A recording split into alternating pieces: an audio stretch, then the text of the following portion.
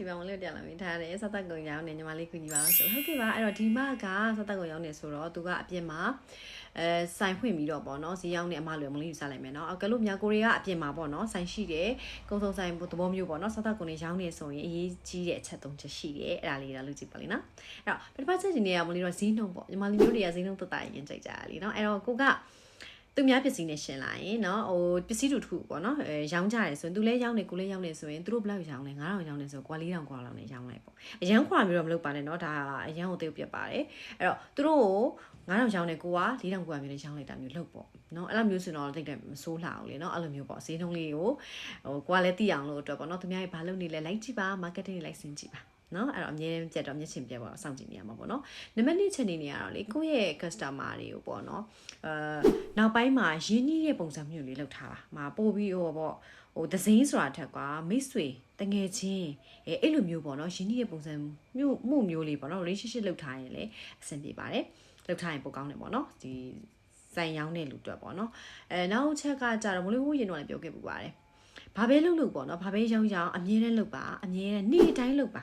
လုံးဝပိတ်ရမရှိနိုင်မရှိလို့ပါအဲ့ဒါဆိုပို့ပြီးအဆင်ပြေပါလိမ့်မယ်မုံလေးသတိထားမိတဲ့ဆိုင်လေးတစ်ဆိုင်ရှိတယ်ဒါမုံလေးတို့လမ်းထိပ်မှာရှောင်းတာအဲ့ဆိုင်လေးကလေမုံလေး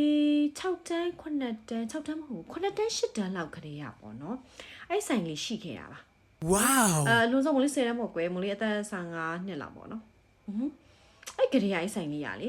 လုံးဝပိတ်ရမရှိဘူးလုံးဝဟိုဘယ်လိုပြောရမလဲ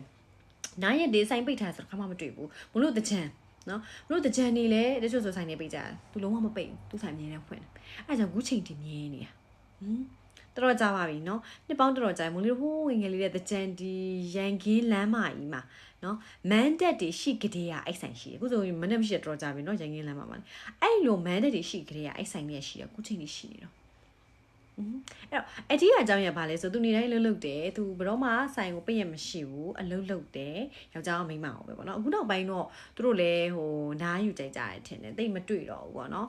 ကိုလည်းမစားရတော့ဒါပေမဲ့ဟိုပြောပြတာပါအခုချိန်ကြီးရှိနေသေးတယ်ပေါ့နော်အဲ့တော့ကိုကအစမှာတော့ကိုယ့်ရဲ့လုပ်ငန်းကိုစနေချိန်မှာလုံးဝပိတ်ရမရှိနားရမရှိအလုပ်လုပ်ပါမုံလေးကိုရီးယားပြောချင်တာတော့အောင်မြင်တိုးတက်ချင်တယ်နော်ကြီးပွားချင်တယ်ဆိုရင်ပထမဆုံးကိုလုပ်တဲ့အစအလုပ်မှာလုံးဝနားရမရှိပါနဲ့ပိတ်ရမရှိပါနဲ့ဟိုလူဆိုတာအချိန်တိုင်းတော့နားရမှာပဲเนาะဒါပေမဲ့ကိုကအလုပ်လုပ်စားလုပ်တဲ့အချိန်မှာဟိုပိတ်ရက်တွေနားရက်တွေရှင်ဘူးမှ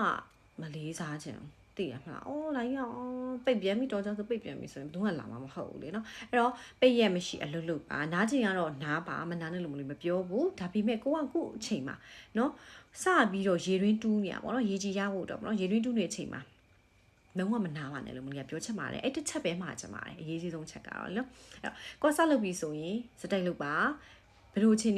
နေထားပဲဖြစ်ဖြစ်စတိုက်လုပ်တော့ပါအဲ့ဒါမျိုးဆိုရင်မွန်လေးတို့လန်ထိတ်ကဆိုင်လိုမျိုးအမြဲတမ်းအဆင်ပြေပါလိမ့်မယ်အခုချိန်ထိလည်းသူရောင်းရတယ်ဆိုင်လက်ကကြီးလည်းတိုးတယ်လို့ကြားမိတယ်ဒါပေမဲ့သူအခုချိန်ထိရက်တည်နိုင်နေပေါ့နော်အဲ့ဒါလေးချောင်းပါအဲ့တော့အဲ့သုံးချက်ကိုလုပ်ကြည့်ပါလို့မလေးပြောချင်ပါတယ်ရှင်โอเคအဲ့တော့နောက်ဗီဒီယိုကြောင်လေးပြန်ဆုံပါမယ်မွန်လေးကတော့ဒီလိုတောင်းနေပြပေးမယ်ခွတ်ချင်ပါရှင်